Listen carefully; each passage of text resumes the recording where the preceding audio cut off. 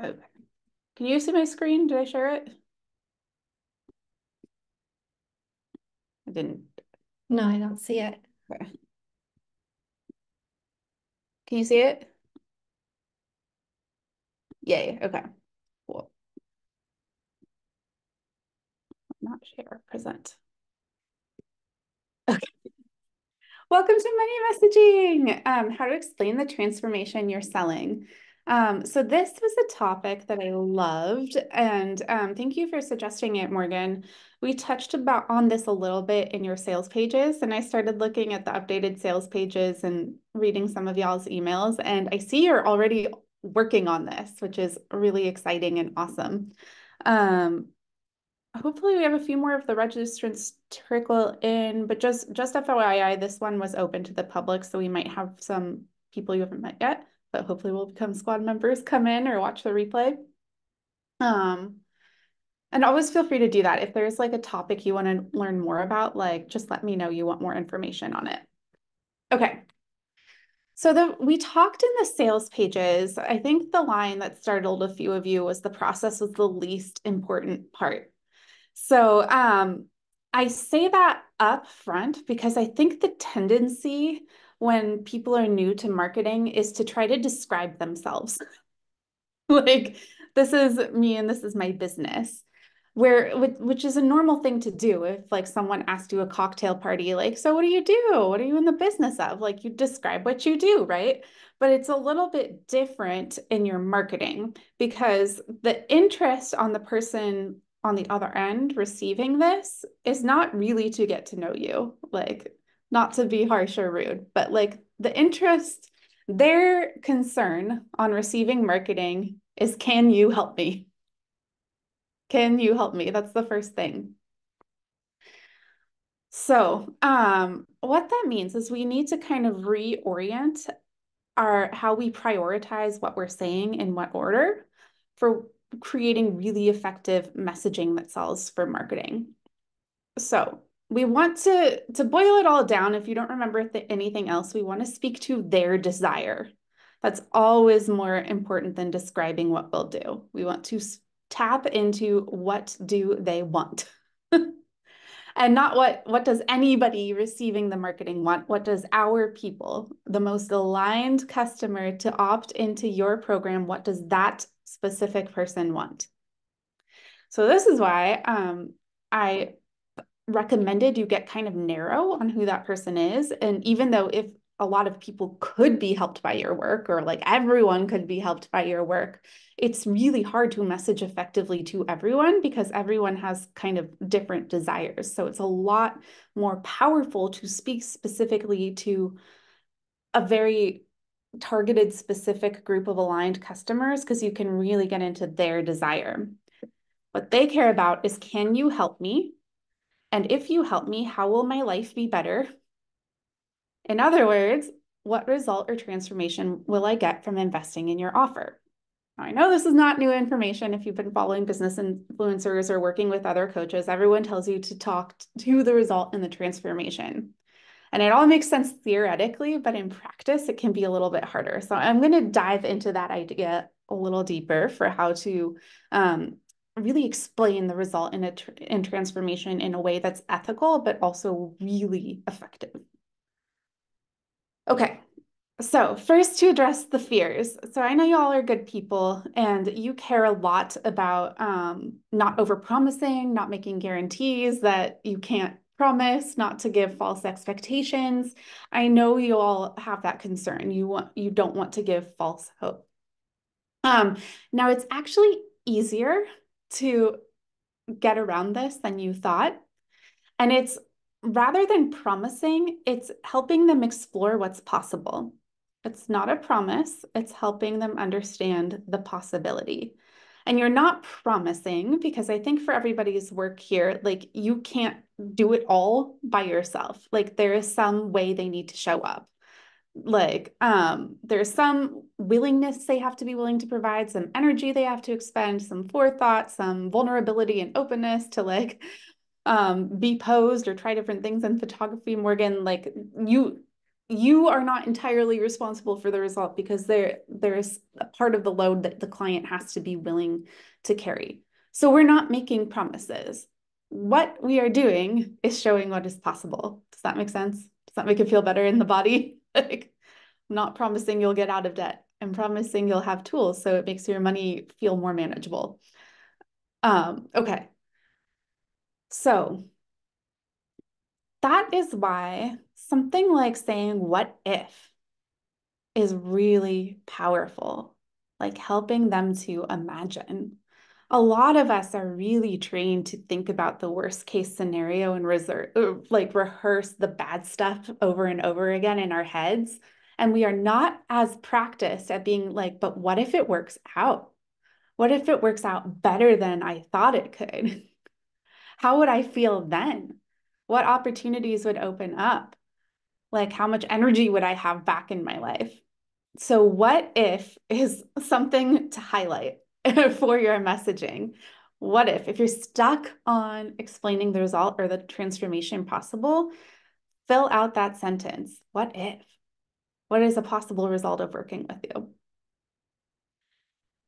Another way to help them expand their imagination for possible results or transformation is to offer examples. So real examples of what you've seen as a result of this work are incredibly powerful. And so, yes, it's really powerful if you have customers that haven't had incredible transformations, but not all of us have been in business long enough for that to happen, but that's okay. You can use yourself as an example. What was my life before I got into this work versus after? Or how do I use these tools I know to deal with a challenging situation, and how would I have dealt with it before? So you can always use yourself as an example to help them imagine what's possible. And I think that idea of painting a before and after picture is one to hang on to. Like, and the before is is the aligned customer now, right? You have this problem now. What if the way you relate to this problem totally changes? How much space will that open up? How much possibility? Okay, so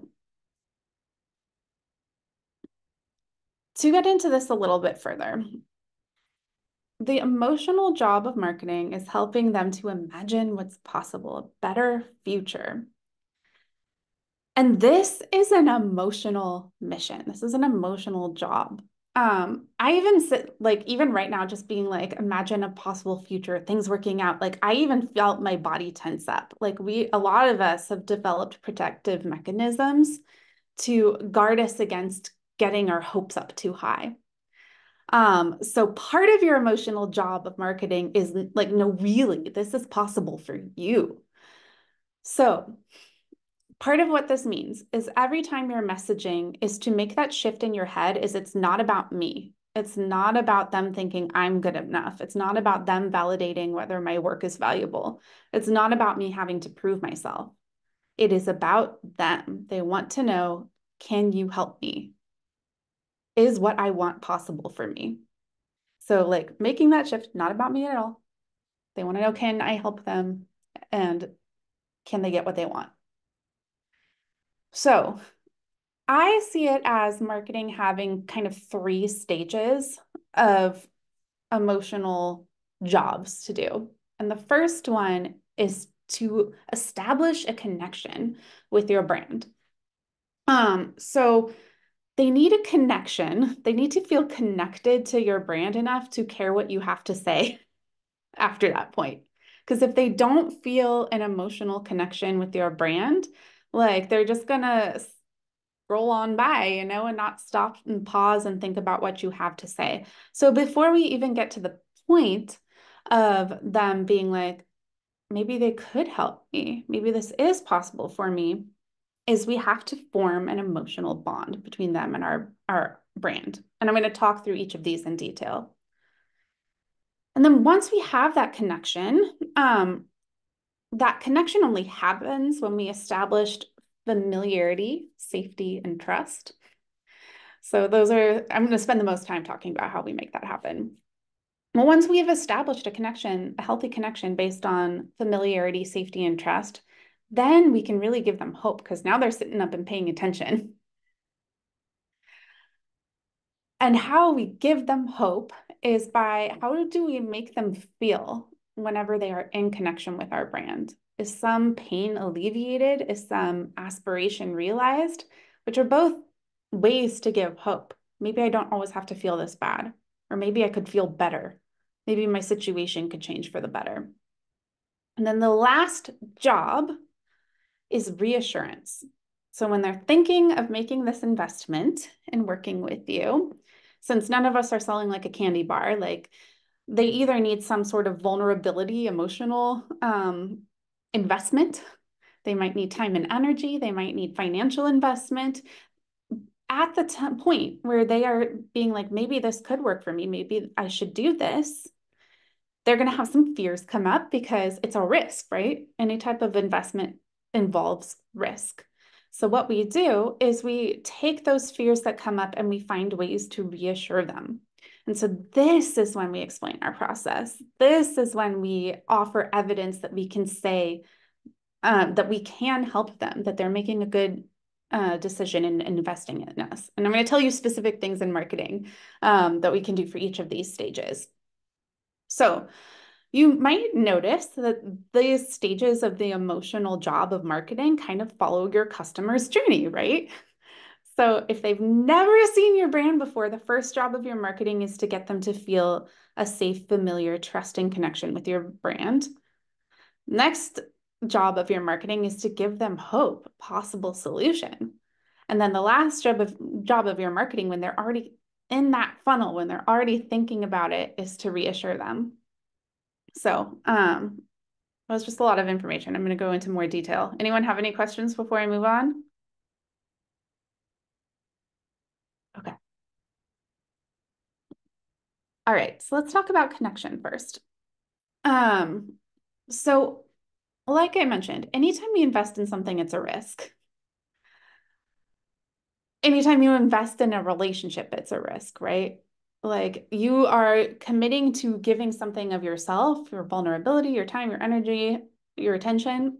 So we are, anytime we ask customers to do anything, asking for them to take a risk, which puts them at a greater state of vulnerability, which means it's really important for our marketing to establish a sense of safety, familiarity, and trust with our aligned customers so that they will feel more comfortable in taking that risk of further investment in us.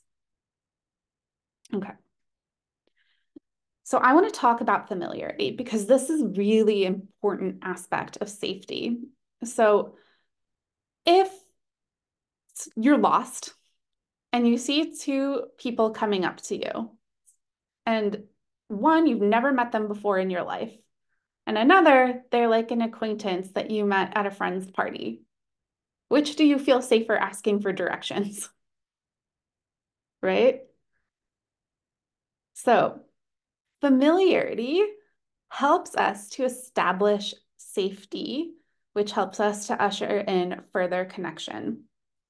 And so this is important because often unconsciously, our bodies perceive anything that's new or unfamiliar as a potential threat.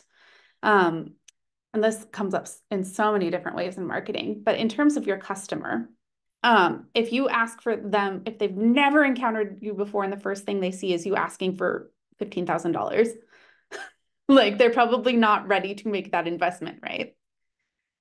So this is why there's marketing lore around the rule of seven, which is on average, there have to be at least 7 touches before someone feels familiar enough with your brand to make any sort of investment. And so that's why you see so much about branding. So we process images and visuals a lot faster than words and verbally. So when people are recommending you have like set brand colors, like a set logo, a set look, a set font, it helps to establish familiarity with people and like build on those 7 touches to get to know your brand and have their bodies feel safer investing in the brand. And then it also helps to build connotations, right? Like if you see the Coca-Cola logo, like you know what to expect from that product, right? You have a really strong sense of what they offer. You know exactly what you're in for.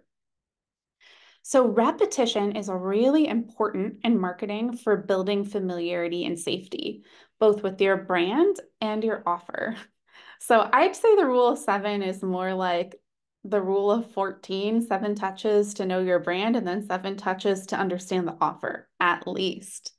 And that means you need to get really comfortable making the same offer over and over and over again in your marketing. As also remember, you might make 7 posts, only a fraction of your audience is going to see any one of those. So making that offer over and over again, all the places you're marketing is really important to give people the best shot of seeing it enough to feel familiar with it enough to feel safe enough to take the risk of investing in it. And then the other reason I think consistency in marketing, like just being able to show up and talk about your brand, talk about your offer, talk about who you help, repeat it, say it in different ways, keep showing up, builds trust in your brand and the offer because it is showing that you trust in your brand and your offer enough to keep showing up and to keep telling people about it because you know it can help. You know it is so valuable. So my business mentor, Sarah Beyer, she likes to say leaders go first. And it's so true. You use your marketing to go first. You go first with vulnerability, making it safe to be vulnerable. You go first by showing you believe in this offer and know how much it's going to help by like talking about it a lot, not being afraid to share, to repeat yourself, to build on that trust and familiarity. Okay. So establishing trust, so we're still in that first stage of building connection with our brand, really requires we demonstrate a respect for vulnerability. So there's a few ways we do this. One that's really important is empathy. We need to empathize with the experience of our customer at each stage of their journey. We need to empathize with how it feels to not have encountered the right solution yet. Maybe they've been burned before by other programs or things they've tried. Maybe they feel afraid to engage with someone on this level, or maybe they feel afraid to like make a big investment and then feel like they didn't get their money's worth. So empathy for the customer, how they're feeling is really important to come across in your marketing. Another thing that's really powerful is shared experiences. So we talked a little bit on the sales page one where like there's a difference between being like, I've never struggled with this issue ever. I am perfect at it. So come to me to so I can tell you how you're fucking up, you know? Like that's an option. And then there is like, I made every mistake in the book. I struggled with this for years. I did all the wrong things. I did so much trial and error. I had to learn the hard way so much. I've spent so much time thinking about this because I was like stuck in the mud for so long and I learned so much and I don't want you to have to go through the same pain I went through because eventually I found these tools that make it so much easier to deal with that would have saved me so much time and pain if I'd known about it. And I want to share that with you. And I can so relate to how hard it is to be experiencing what you're experiencing now. Like, who do you want to give your money to in that situation? Like, and who do you feel more comfortable being vulnerable about, like sharing your true experience with this? Like, right?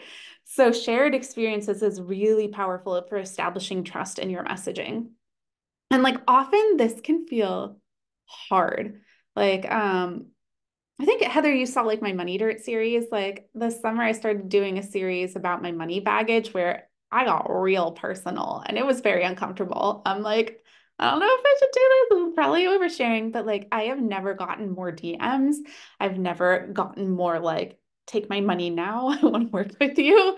Than after I did this series that made me feel a little bit like an exposed nerve. I'm not saying you have to do that. Like, but like your privacy matters, your comfort level matters. But like in that case, I'm like, so I just had this pull. I'm like, I have to share this. I don't know why. It feels very vulnerable, but I just really feel this urge to share this with my people, and I'm glad I listened. Some good stuff happened from that. Um, okay, also establishing trust requires respect for vulnerability, which includes, especially if you're a coach in a mentor role or like an expert in an area where they're not an expert, like it feels vulnerable to like come in with a total lack of knowledge and be in the presence of someone with like this vast confidence and experience, right? That is a power disparity that can make the customer feel vulnerable. And so it is so never underestimate how much your people want to hear from you, your validation, your congratulations, that you approve of them, that you're rooting for them, that they're doing a good job, that you acknowledge their courage in seeking a solution, that you acknowledge their efforts. Like that goes such a long way. Um, okay. Establishing trust, which is essential for building this connection we want with our brands so that they'll listen to us when we say we have solutions for them, that we have offers for them, requires a respect for boundaries. We need to make it safe for them to say no, for people to unsubscribe, to opt out. And I know this is hard, but part of this is making that shift in your brain is like, I'm not marketing me. I'm not marketing Isa. I'm not marketing Heather. I'm not marketing Monique. I'm not marketing Morgan. I am marketing a business and an offer. And it is the job of my marketing to really get the aligned sales I want, the aligned customers, to get people to work with me who are going to be really happy with the experience, is I need to share enough information and context for people who aren't a good fit to opt out.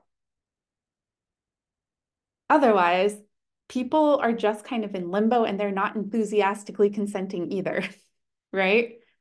We need enough information to enthusiastically consent, which also means enough information to know that it's not aligned and to have it be okay for people to say no without them feeling the emotional pressure of feeling responsible for your confidence, your belief in your business. Like that is an inside job that you have to give to yourself that has to be unshakable, regardless of how many rejections you get, because it's business, you're going to get a lot, regardless of people thinking about it and deciding not right now.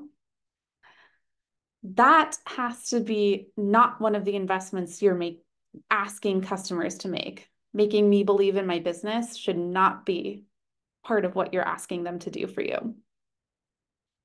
And also, it's important that we let our customers know we respect them. We respect that they are the foremost authority on what's right for them. We want to empower them to trust their own judgment, which means if they say no, we believe them. Or if they say not right now, we believe them. We don't keep pushing. But on the other hand of that is believing the yes. And the most important part of this is believing that the work is worth a yes before you get the validation of the sale. So when people say, no, we're not right now, or I still have to think about it, our belief in the value of the work has not changed at all because we already have that. We gave it to ourselves. We are not assigning it to the customer to give to us. The other part of believing the yes is sometimes there's sovereign choices to delegate or to defer to an expert like you in an area where they are not as knowledgeable and don't care to expend their energy in becoming one. And this is when I think like for folks who like are really careful about consent and don't want to be pushy, run into issues where we just throw a billion options at them, right? And then we run into analysis paralysis or choice overload or other stuff like that that makes it stressful for them to make a decision. So we have to understand the nature of our work. Is what we're offering a way for them to become an expert themselves? Or are we offering a way where we can just take on the expertise part and I will just walk you through it and show you what you need to show up? Because I think it's a little different for each of us. Morgan, I think you're on they're probably hiring you to tell them what to do to get an amazing brand photo. Yeah. Heather and Monique, yeah, I think they are hiring you to empower them so they know what to do on their own, right? Probably. Okay. Yeah. Ish. Yes. Okay. No, that's absolutely right. Okay. So in that case, it is a little bit different. So for Morgan, for you, if they're hiring you, you can trust that part of the yes is they want you to tell them what to do. Yeah, Um, I was gonna say I actually have been realizing that more and more. Um, Whereas like I used to be kind of more like, what would you like to do? And what sounds good? And they're like, I'm giving you full creative control and putting trust in you and you tell me what's right. And I'm like, oh, okay, let's do yeah, that. totally. And now you also get to have a respect for your own boundaries in this. So I'm sure if you've been coaching for a while, you've probably had someone be like, just tell me what to do. And you get to decide whether that is something you want to provide. For me, I don't do that. I'm like, I want to empower you to make your own choice, unless they're hiring me for like a done for you service, in which case I will tell you what to do. But if you're hiring me to be your marketing confidence cheerleader, my job is to help you trust your own agency and judgment.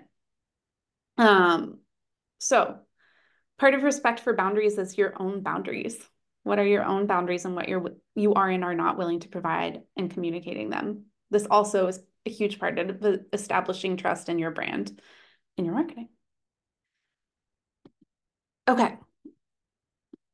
So, any questions about connection? We'll move on to the next one.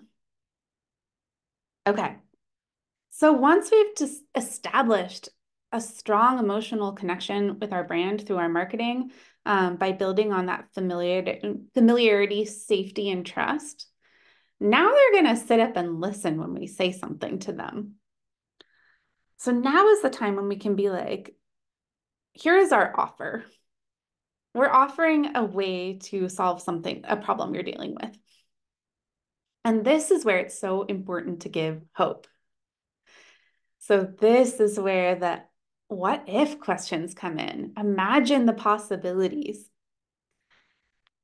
And here, I want you to know that if you are able to achieve this in your marketing, where you give them hope, where you give them open their mind to a possible better future that they haven't been able to imagine for themselves, you're giving a value add just through your marketing alone. They're getting something just from being lucky enough to encounter your marketing, which makes people want more. But to dive into this, what I really want to drive home for y'all is that buying is driven by emotion. It is not a rational decision. I have some interesting resources on this if anybody wants some articles for where I'm getting my information.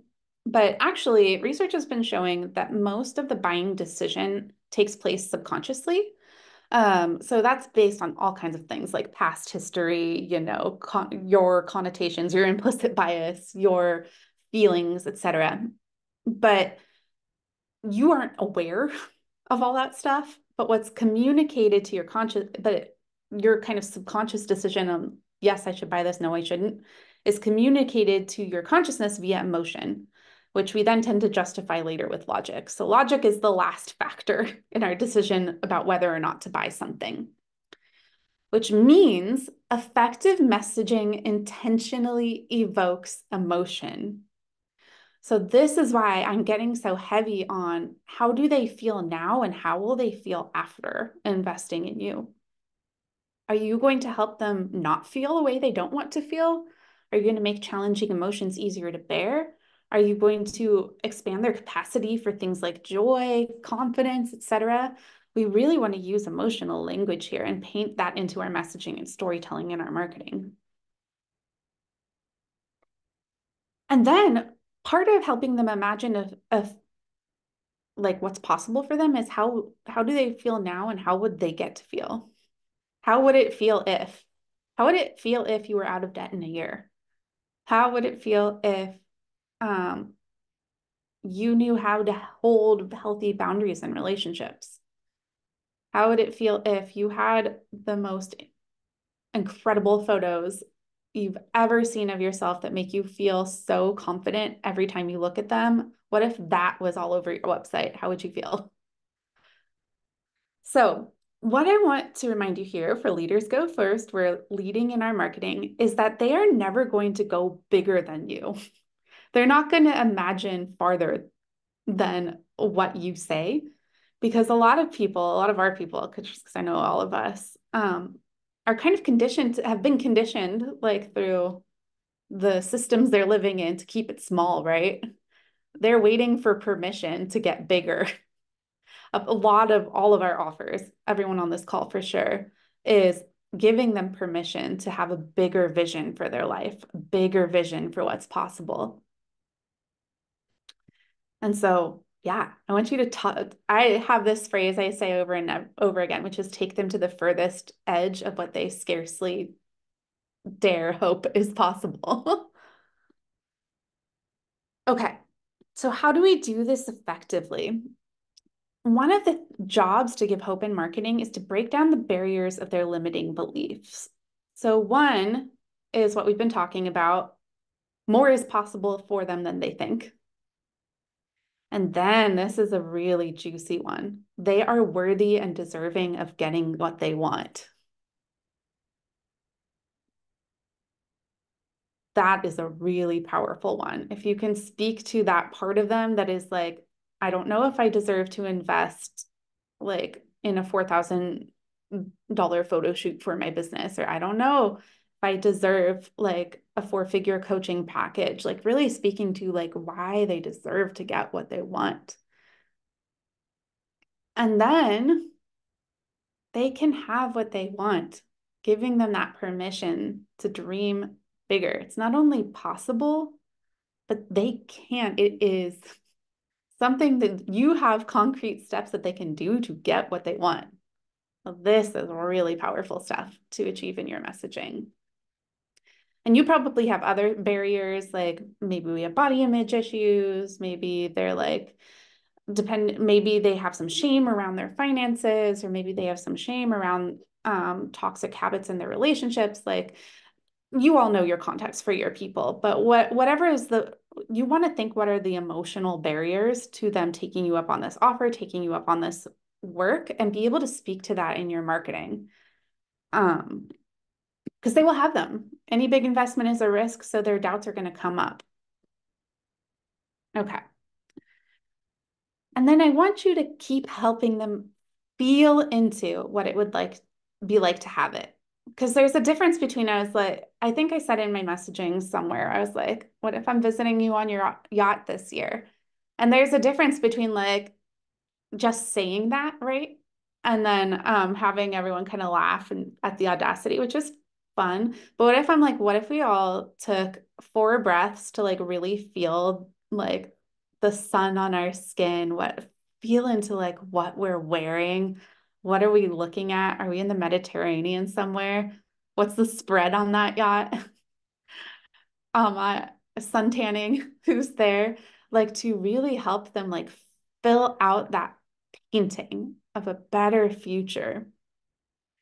And you can do this like that, like you can walk them through like a visualization like that. But then this is also more traditional ways to help them feel into this is case studies. So you can share like what happened for actual clients, or you can share like use cases where situations you might imagine what you're providing would be really helpful. And again, examples from your own life are fantastic here.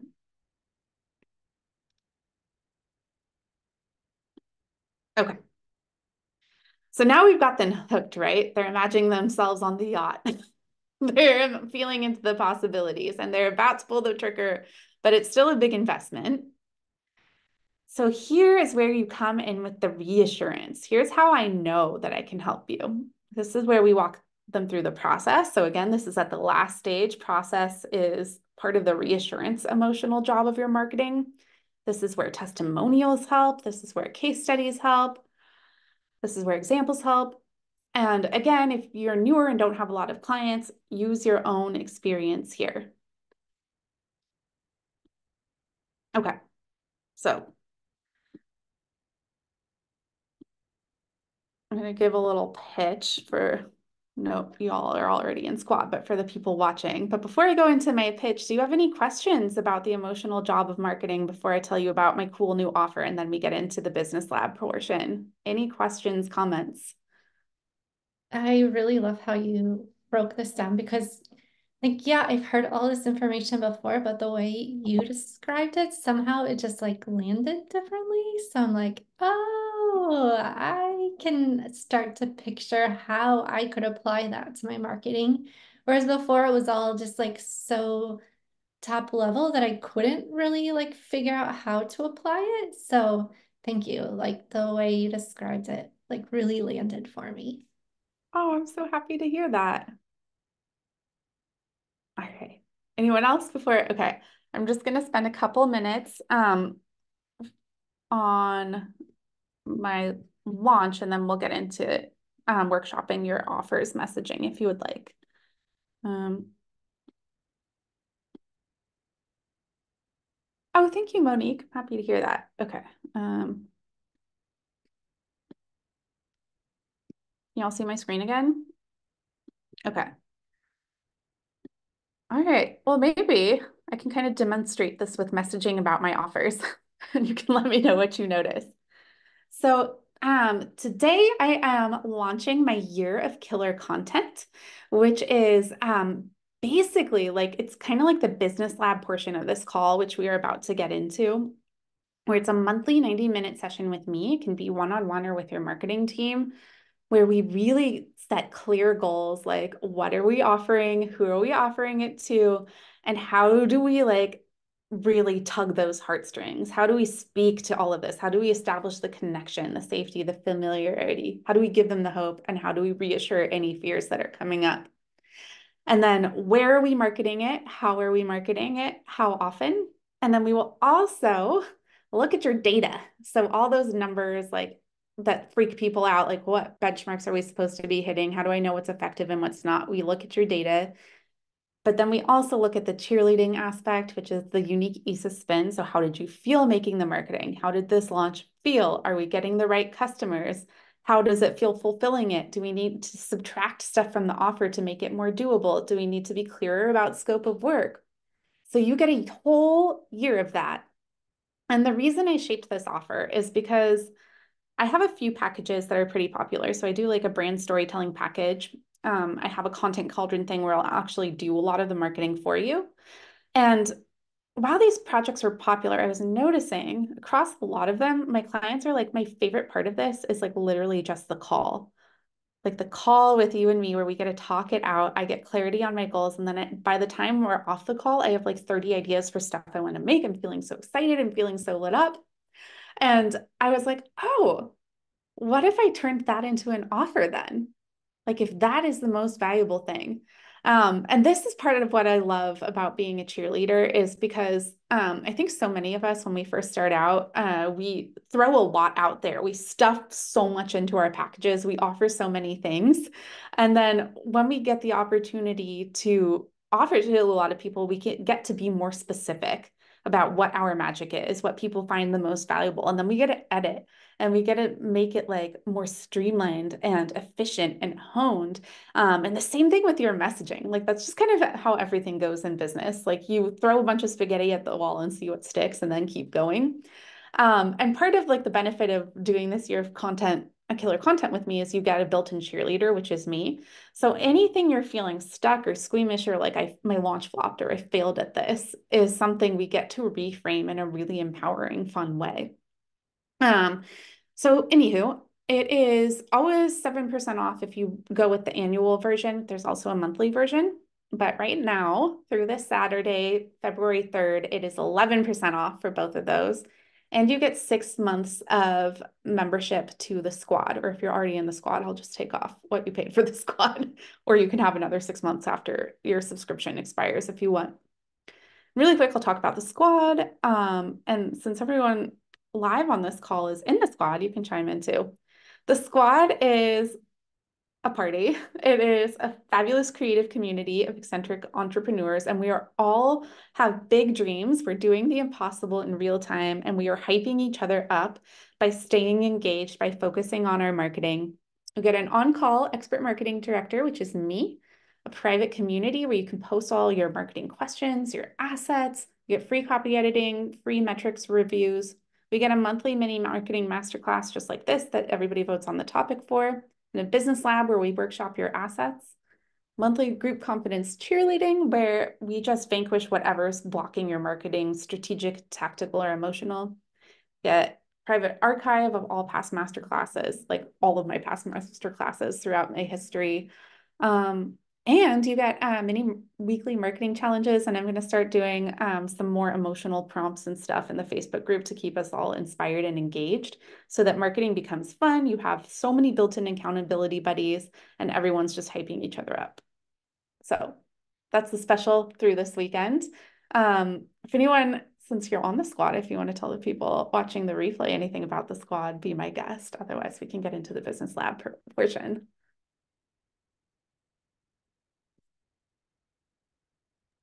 I will say that I love the community aspect of it. That's what's unique about this offer. So good job for putting that together. Thanks, Morgan. Yeah, typically like I'm really bad at group kind of containers just because I'm like, oh, there's a lot of people. I don't really need to show up. But I've actually been really excited to show up for the things that you're putting out there because it's all so relevant to what I'm trying to do in my own business that I'm like, well, I don't want to miss out on it. And the community has actually been really, really nice. And I've noticed like, oh, I'm actually participating in the Facebook group, which is unheard of for me. So thank you for doing that and urging me to like actually participate when normally I wouldn't. Oh, thank you for sharing that. All right. Well, I will jump us into the business lab, which is just like what we do after all the mini marketing classes and squad. So this is like the floor is open where you can bring whatever you're working on that's related to the topic. Oh, I missed a comment. Oh, Monique says, I've loved the squad so far. It's so inspiring to be included in a group of like-minded badass business owners. Thanks, Monique. Okay, so business lab for today, y'all are welcome to talk through the messaging for your offers, any you're struggling to explain the transformation or result for. And just as a reminder, like in all our group calls, if we go to a place where we need to stop and readjust because business is emotional, marketing is emotional, say bubbles, it's our safe word. That's my cue to stop and reset things. And then I will also ask you for what kind of support you're in the mood for, which is my question is ice cream or chili pepper. So ice cream is give it to me with a spoonful of sugar. I need positive feedback today. It's a little bit of a sensitive day. And chili pepper is giving me all this tough love. So with that said, I'm just gonna like leave this on my contact info, and then I'll let y'all, if anyone has questions about how to message their offer, just take the floor.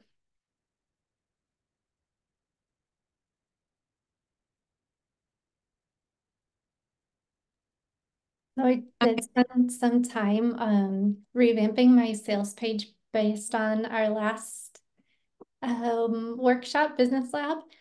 And so I feel like there's still, since this training today, there's still some components that I really didn't touch into that I'm curious of where I would insert them into the sales page.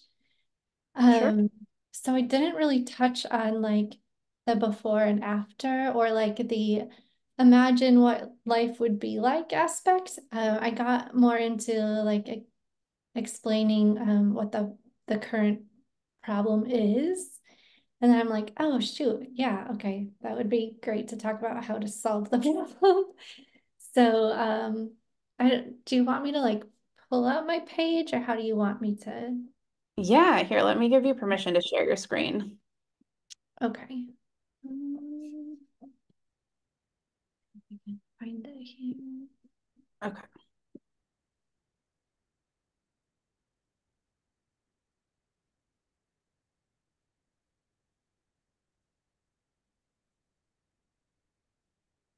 And then while you're finding it, so this is your 6-month program to Yeah. people work through people-pleasing tendencies.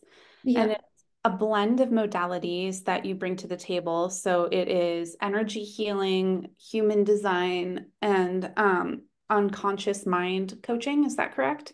Yep. That's Okay. correct. Yeah. So I actually changed the name of the program to be a little more like positive Okay, instead of like nice. stop people pleasing, empowered over people pleasing. And then I included the description that talked about like what it was because I totally left that out before. Um, and then I kind of played around with changing the messaging around Ooh, on yeah. the buttons.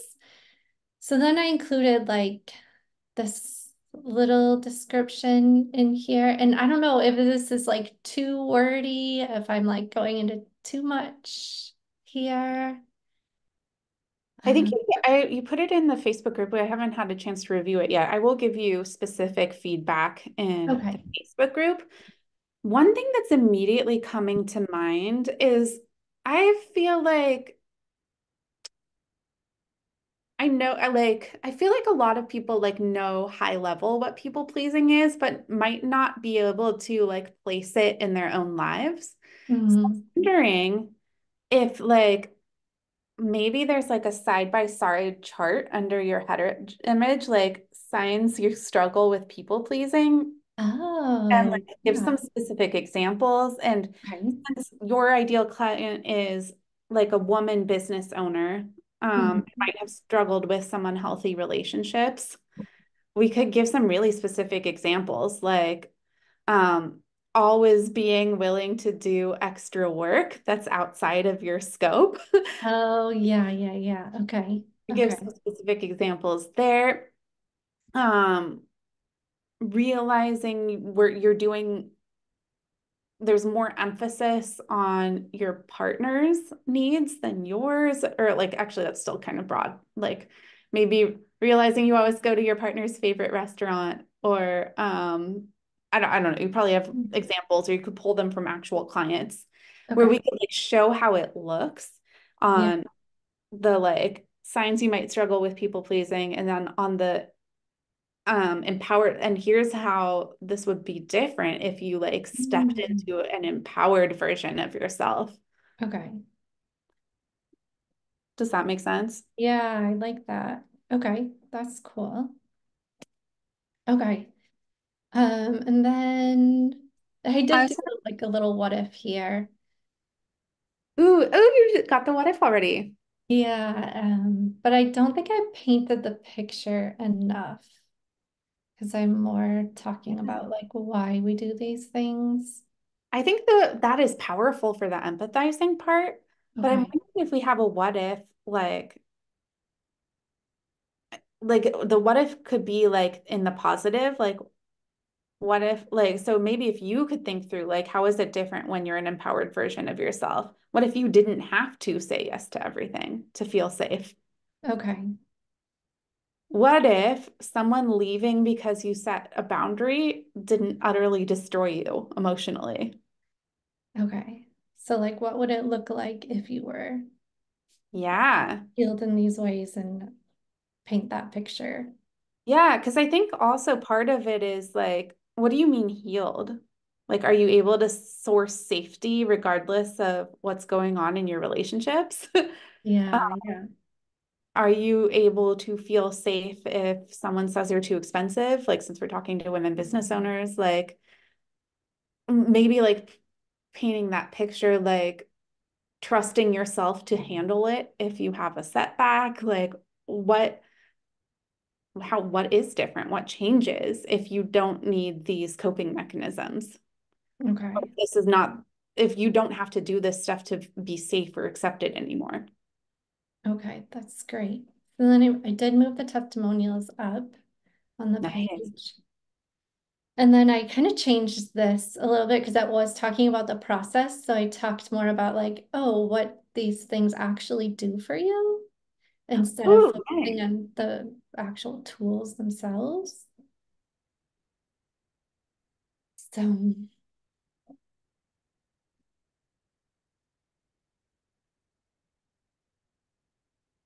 I'm wondering if change your mind could be like embrace growth mindset or something like that, oh, you okay. know? Okay.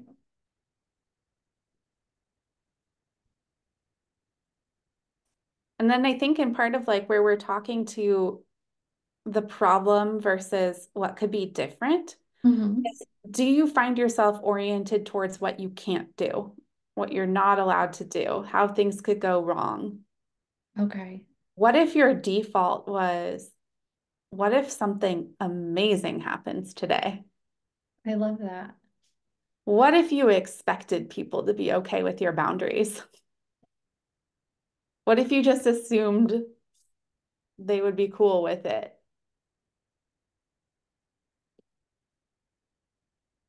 Okay, cool. Yeah, and then that's basically the end of it, the FAQs and whatever. So, all right, cool. Thank you for looking at that.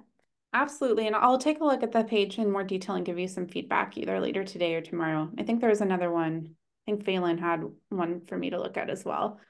But if I missed it, I'm sorry. I had a booked day of meetings today, but I will get to everything by tomorrow at the latest. Anyone else wants to workshop their messaging for an offer?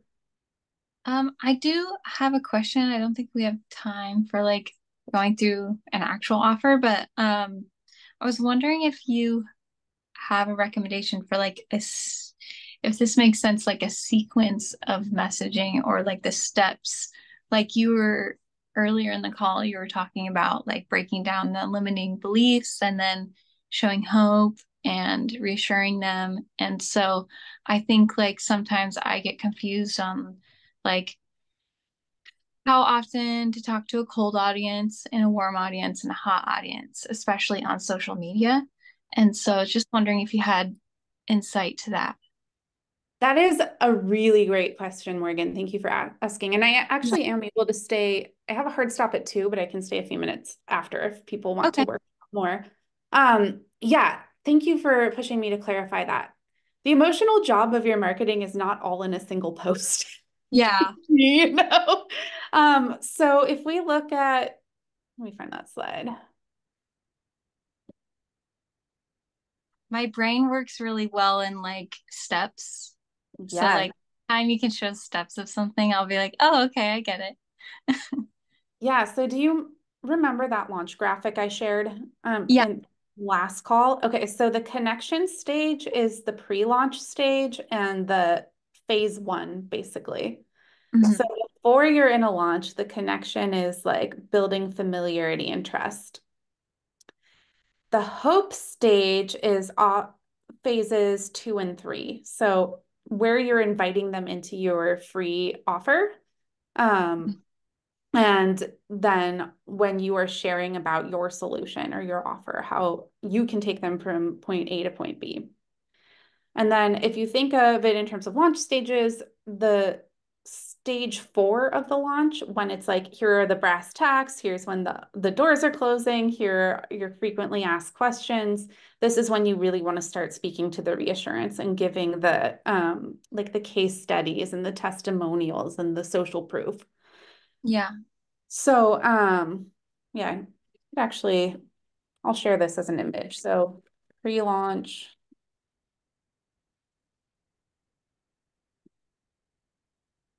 So I'm thinking we should apply the connection piece to our homepage pretty heavily. Yes. So actually for the homepage,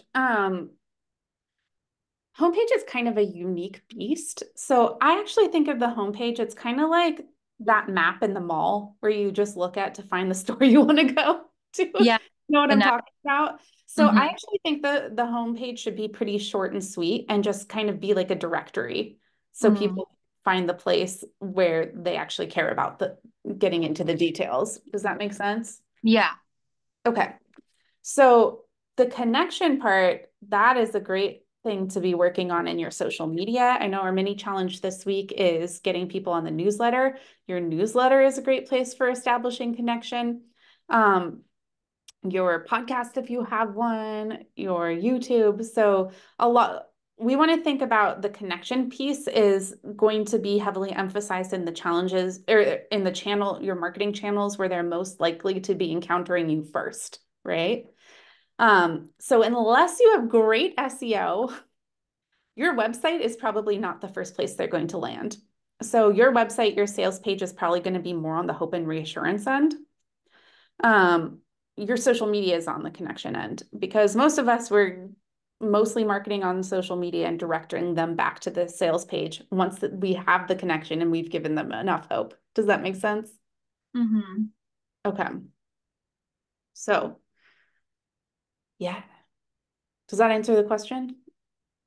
Yeah, and then just to tie it back in, like, um, to cold, warm, and hot audiences, do you have any suggestions on that?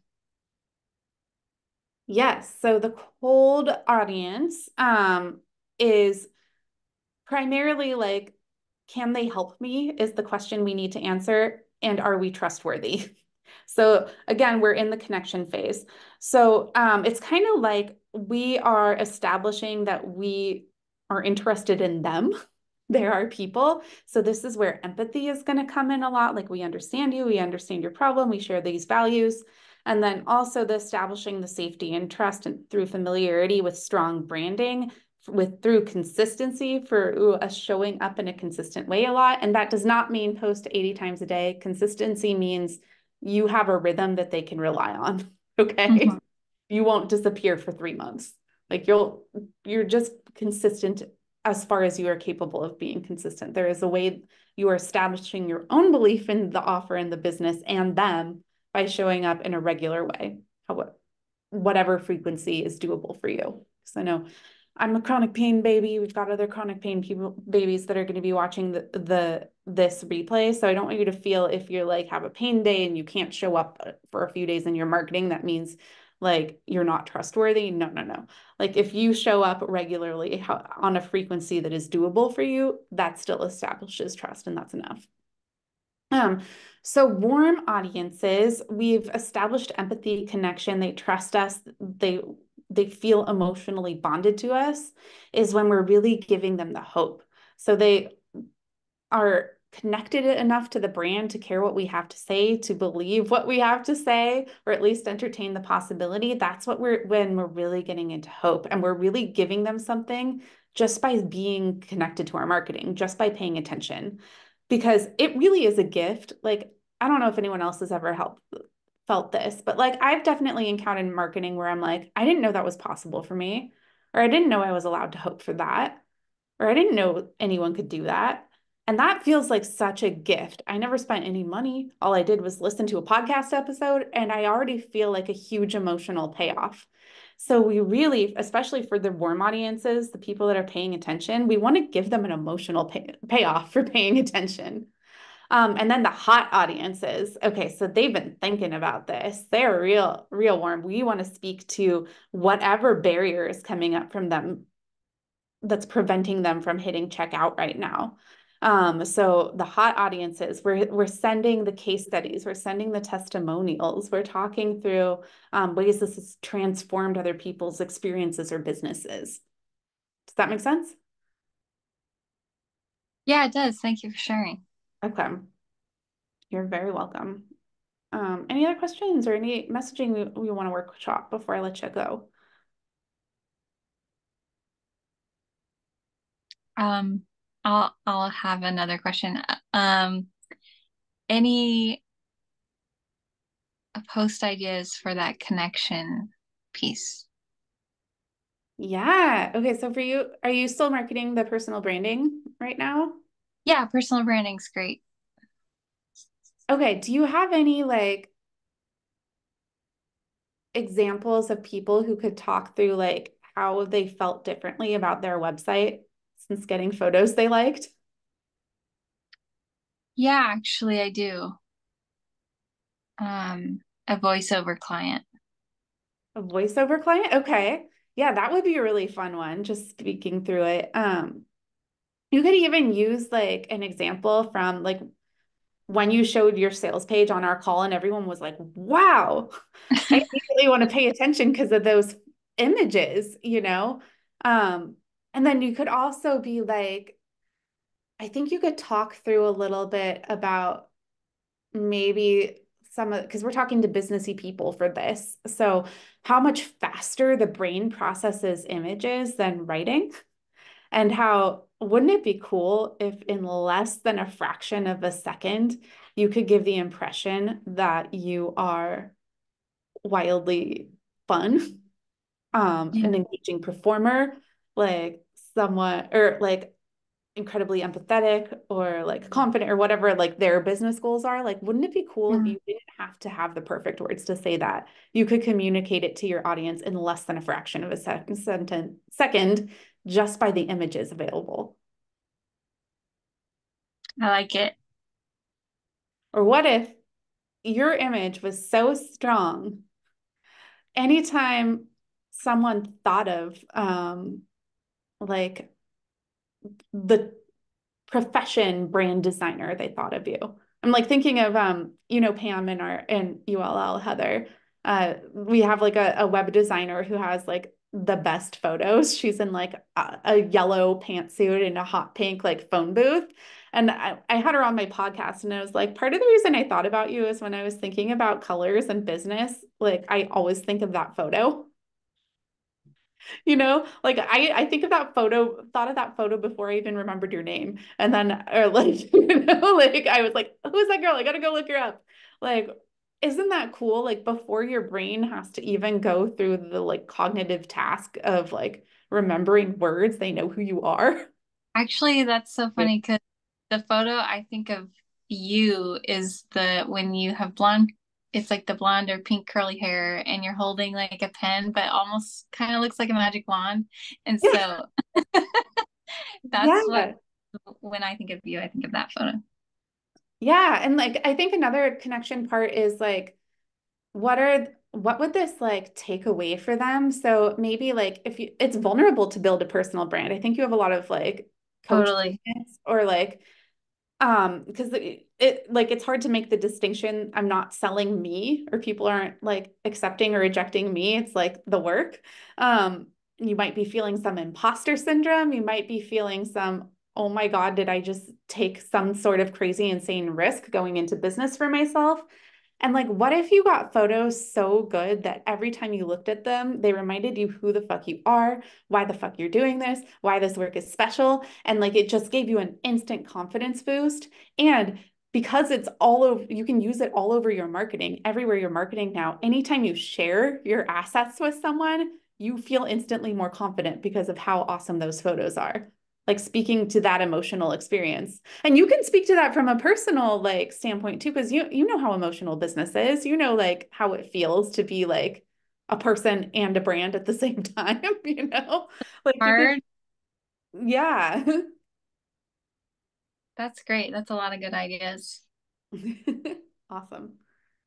Any other questions or workshopping requests? Monique, it's your turn. I'm at work. I can't talk. Oh, Oh, no problem, no problem. Okay, awesome. But I love the presentation. I'm soaking in all of the information. I love being a part of this group. It's given me so much confidence. I feel so inspired to be around all of y'all. I love it. Thank you. Oh, thank you so much for being here. I love the squad so much. This is the best place. I look forward to all the meetings. same. Awesome. Well, in that case, if you have any questions later or you want to talk through how to like translate the messaging for your actual offer, put it in the Facebook group, or if you're in VIP, put it on our one-on-one thread if you so prefer. Um, Otherwise, thank you all so much. And I will see you soon. Thanks, Isa. Thank Bye, you, everyone. Lisa. Bye, everyone. Good to see you. Bye.